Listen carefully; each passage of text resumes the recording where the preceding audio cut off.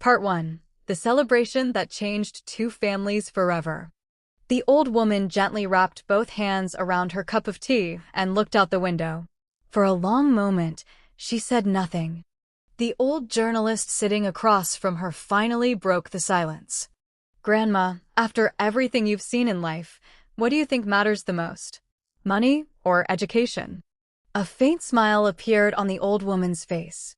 "My dear," she whispered, "I've watched money build beautiful houses and destroy beautiful families." She paused. "But I once saw two children born on the same day. Their lives answered that question better than anyone ever could." The journalist leaned closer. "What happened to them?" The old woman took a deep breath. "It all began more than 30 years ago. In a quiet village, two best friends had been inseparable since childhood. One was David. The other was Michael. They worked together, laughed together, and promised that nothing would ever come between them. But life had very different plans. David struggled every day just to feed his family. He repaired broken furniture, carried heavy loads, and accepted any job he could find. Some nights, he skipped dinner so his wife would have enough to eat. Michael's life was completely different. His small business had grown quickly. People respected him because of his wealth. His house was the biggest in the village, and almost everyone knew his name. Despite their different lives, they remained close friends. At least, for a while. One rainy evening, both men rushed toward the village hospital. Please subscribe my channel, like, and comment. This helps to continue working on inspiring videos for my audience. Thank you. Their wives had gone into labor. Neither of them noticed that they had arrived only minutes apart. David stood outside the delivery room with trembling hands. He whispered a quiet prayer. "Please, let my wife and child be safe. I don't have much, but I'll spend the rest of my life protecting them." Across the hallway, Michael smiled confidently. "My child will have everything," he proudly told everyone nearby. "The best clothes, the best schools, the best future." Several relatives nodded with admiration. Moments later, a baby's cry echoed through the hallway. The nurse opened the first door. "Congratulations." David immediately stood up. "You have a beautiful baby girl." For a second, tears filled his eyes. "A daughter," he whispered. He smiled with all his heart. "Thank you, God." A few minutes later, another cry filled the hospital. The second nurse walked toward Michael. "Congratulations.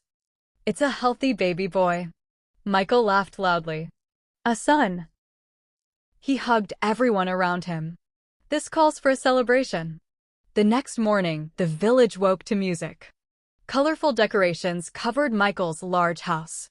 Long tables were filled with delicious food. Neighbors, relatives, and even strangers were invited. People couldn't stop talking about his generosity. "What an amazing father! What a lucky child! Look at this feast!" Laughter echoed through every street. Meanwhile, only a few houses away, David quietly carried his newborn daughter home. There were no balloons, no musicians, no long tables, only a tiny house, and a father holding his little girl as carefully as if she were made of glass. His wife looked around the empty room. "I'm sorry," she whispered. "We couldn't even celebrate her birth." David gently smiled. He kissed his daughter's forehead. "One day, people won't remember who held the biggest celebration. They'll remember who raised the greatest child." Outside the window, a group of villagers walked past on their way to Michael's party. One man laughed when he saw David's house. "So quiet. I guess having a daughter isn't worth celebrating." Another added with a cruel smile. "Maybe he's just too poor." Their laughter slowly disappeared down the road. David heard every word, but he stayed silent. He simply held his daughter a little tighter. "I promise," he whispered into her tiny ear. "I may not give you riches, but I'll give you everything I have." Back at Michael's celebration, people surrounded him with compliments. "You are truly blessed. Your son will become a great businessman just like you." Michael proudly raised his glass. My son will never know hardship. He'll inherit everything I own. Across the village, David carefully placed a worn-out children's book beside his sleeping daughter. He had found it in a second-hand market. It was old. Several pages were missing. But to him, it was the most valuable gift he could afford. He looked at the little girl sleeping peacefully. Then he quietly said, "Knowledge is the only treasure no one can steal from you." The old woman looked at the journalist. "Do you know the names of those two children?" The journalist slowly shook her head. The old woman smiled sadly. The little girl's name was Emma, and the little boy was Daniel. She stared into the distance. Everyone believed Daniel had already won the race, but they had no idea. The real story had only just begun. Part 2: The Seeds of Two Different Futures. The old woman took another sip of tea before continuing. "People often believe that a child's future is decided by the house they are born into," she said softly. "But the truth is, it is often decided by the values they grow up with." She looked at the journalist. Emma and Daniel were about to prove that. The years passed quickly. Emma grew into a quiet, kind, and curious little girl. Every morning before sunrise, she helped her mother clean the small house. After that, she walked to school carrying an old backpack that had been stitched together many times. Most of her books were secondhand. Some had missing pages. But Emma never complained. She treated every book as if it were a treasure. One afternoon, her teacher noticed that she had finished reading a science book far beyond her grade level. "Emma," the teacher asked with surprise, "where did you learn all of this?" Emma smiled shyly. "My father says every page I read is one step closer to a better future." The teacher nodded proudly. "Your father is a wise man." Life at home was never easy. David often worked until late at night. Some evenings he came home with blistered hands and aching shoulders. Emma would quietly bring him a glass of water. "Did you eat today, Dad?" David smiled. "Of course." But Emma knew the truth. Many nights he had skipped his own meals so she could have enough to eat. Without saying a word, she divided her dinner in half. "Let's share." David looked at his daughter with tears in his eyes. He realized that although he had little money, he was raising a child with a generous heart. Across the village, Daniel lived a completely different life. His bedroom was larger than David's entire house. He owned the newest toys. Whenever he wanted something, his father bought it immediately. One afternoon, Daniel threw a toy car onto the floor. "I don't like this one anymore." His mother frowned. "But it's brand new." "I want a better one." Michael laughed instead of correcting him. "My son deserves the best." The next day, Daniel received an even more expensive toy. Slowly, he learned an important lesson. Not gratitude, but entitlement. At school, Emma and Daniel were in the same class. Emma always sat in the front row. Daniel preferred the back. While Emma carefully listened to every lesson, Daniel whispered jokes and distracted his classmates. Whenever a test approached, Emma studied late into the night. Daniel didn't. "Why should I study?" he laughed. "My father owns half the businesses in this village. My future is already secured." His friends laughed with him.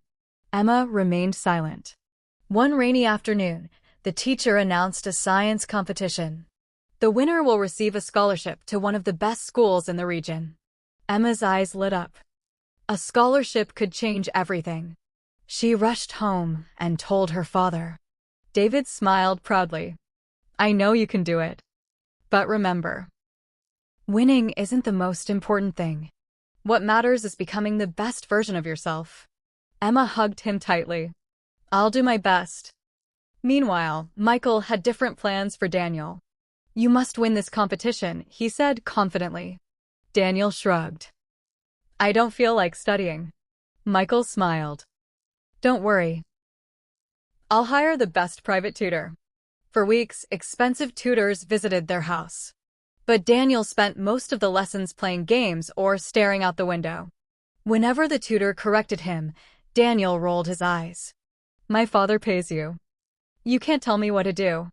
As the competition drew closer, pressure filled the school. Emma studied every free moment she had. Sometimes she read by candlelight because electricity was too expensive.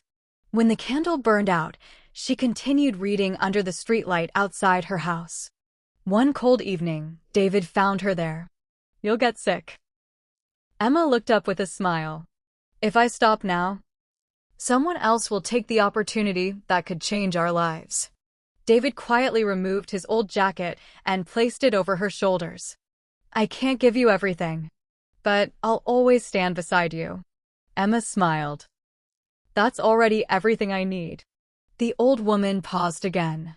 The journalist had been listening without moving. What happened next? She asked eagerly. The old woman's eyes filled with emotion. The competition day finally arrived. She looked toward the window. And on that single day, the entire village began to see the difference between a child raised with wealth and a child raised with values. Part 3. The day everyone was proven wrong. The old woman smiled sadly. Sometimes, she said, God doesn't change your life overnight. He simply gives you one opportunity and waits to see what you do with it. The journalist leaned forward. So, who won the competition? The old woman nodded. Listen carefully. The morning of the science competition arrived. Students from many nearby schools gathered in the largest school hall in the district. Teachers, parents, and judges filled every seat. Emma stood quietly in one corner, holding a folder full of handwritten notes. Her shoes were old.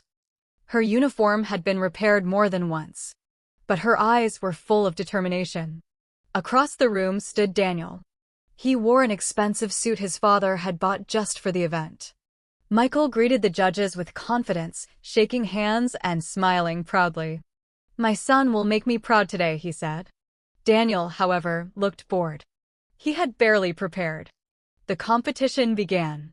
One by one, students presented their projects. Some did well. Others became nervous. Then it was Emma's turn. She walked onto the stage, took a deep breath, and began speaking. Her voice was calm and confident. She explained every detail clearly and answered every question with intelligence and humility. The judges exchanged impressed glances. One of them whispered, "She has an extraordinary mind." When Emma finished, the audience applauded warmly. David sat quietly in the back row. He didn't clap at first. He simply wiped away a tear. His little girl had already made him the proudest father in the room. Finally, it was Daniel's turn. He walked confidently onto the stage. But as soon as the judges asked their first question, he froze. He looked around nervously. He couldn't remember the answer. Another question followed. Silence. Then another. Daniel lowered his head. Everything he had memorized disappeared. Within minutes, his presentation ended in embarrassment. Michael's smile slowly faded. After several hours, the chief judge stepped onto the stage. The winner of this year's regional science scholarship is. The hall became completely silent. Emma David. For a moment, Emma couldn't move. She thought she had heard the wrong name. Then her teacher smiled. Emma, that's you.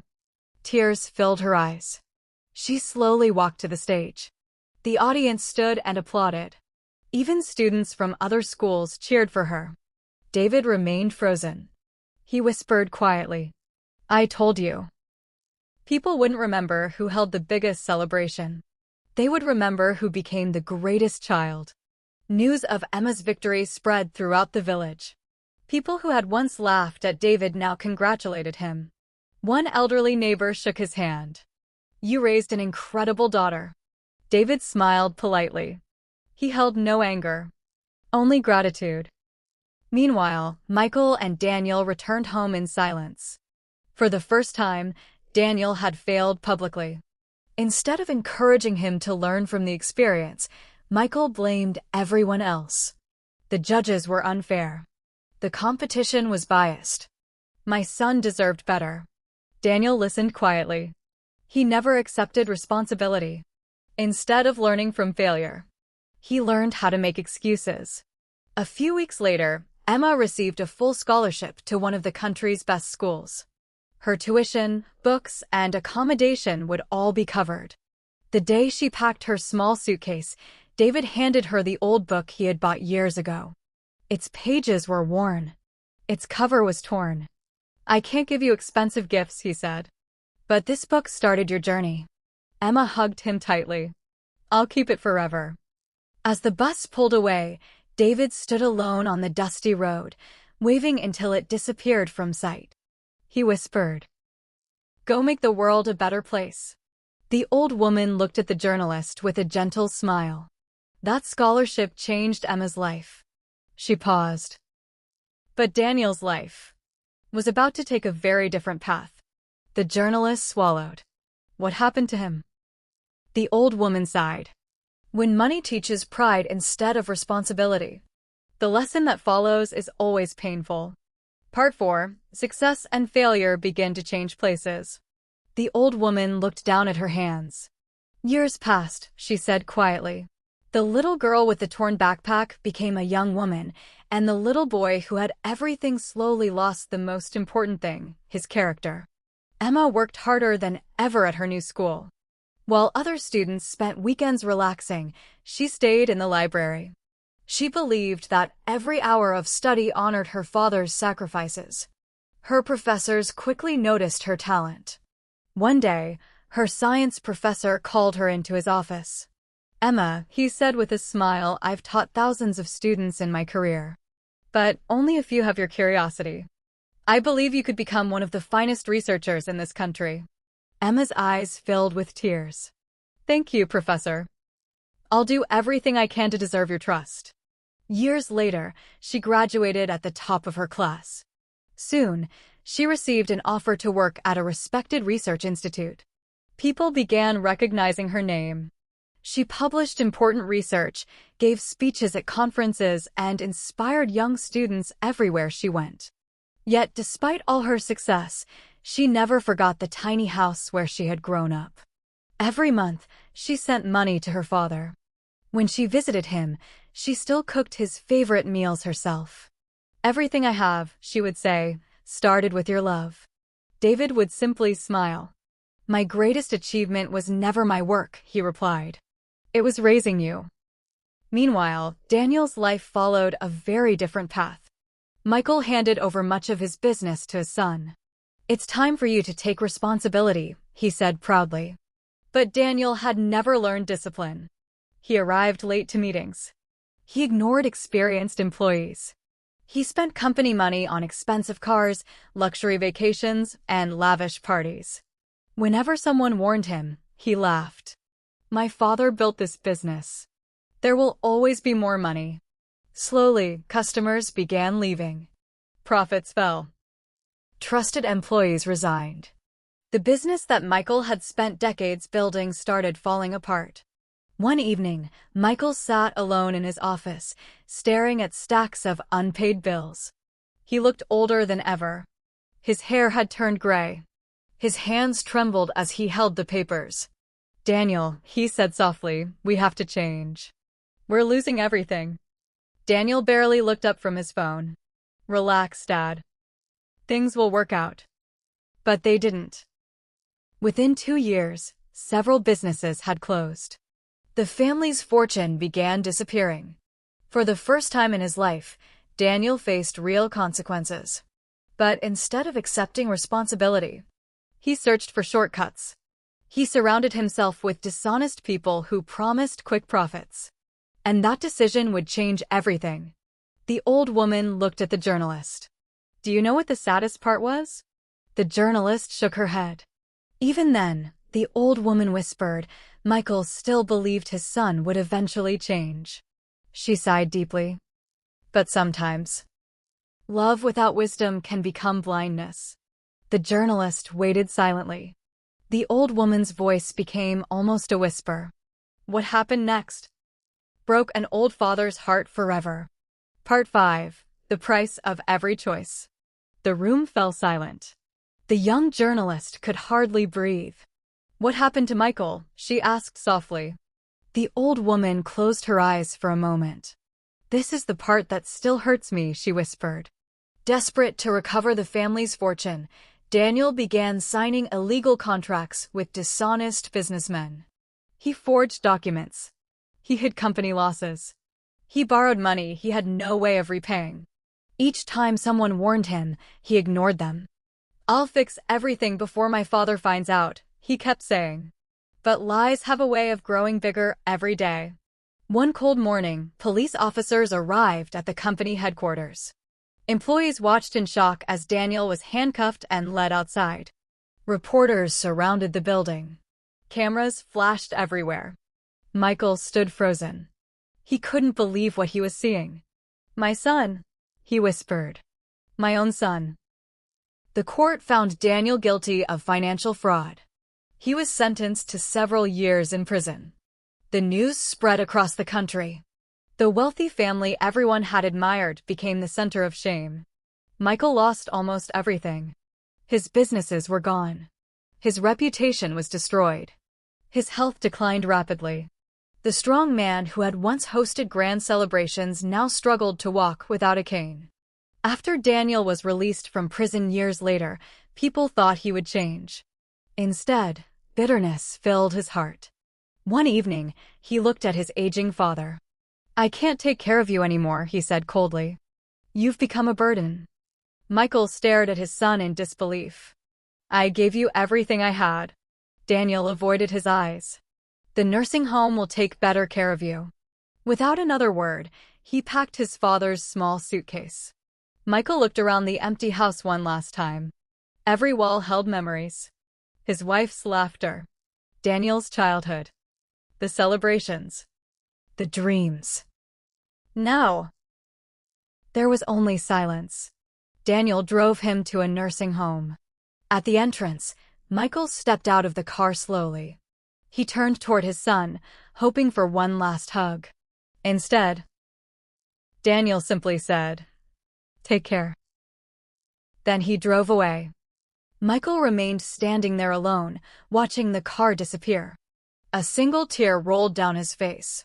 For the first time in his life, he truly understood that money could buy comfort.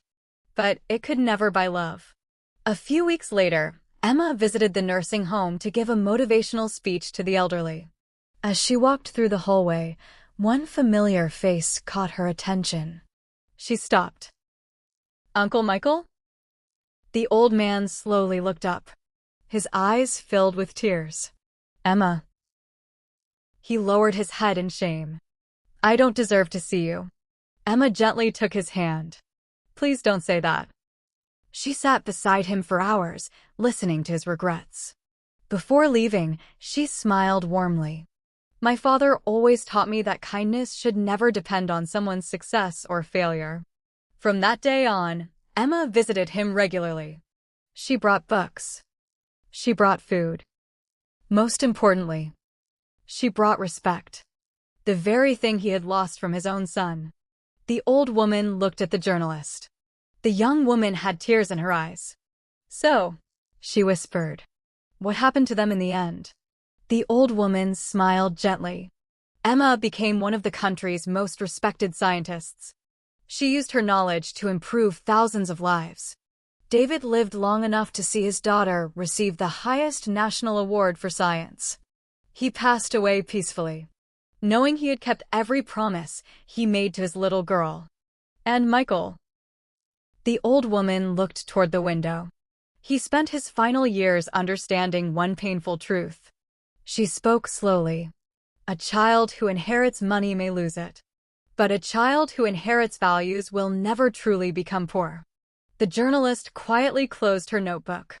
"Grandma, how do you know this story so well?" The old woman smiled through her tears. "Because I was there from the very beginning." The journalist frowned. "You mean?" The old woman nodded. "I was the nurse who placed Emma into her father's arms, and Daniel into his father's arms. I watched two babies enter the world on the same day, and I watched their choices write two completely different endings." She stood up slowly and walked toward the window. Never measure a child's future by the size of the celebration on the day they are born. Measure it by the values they carry for the rest of their lives.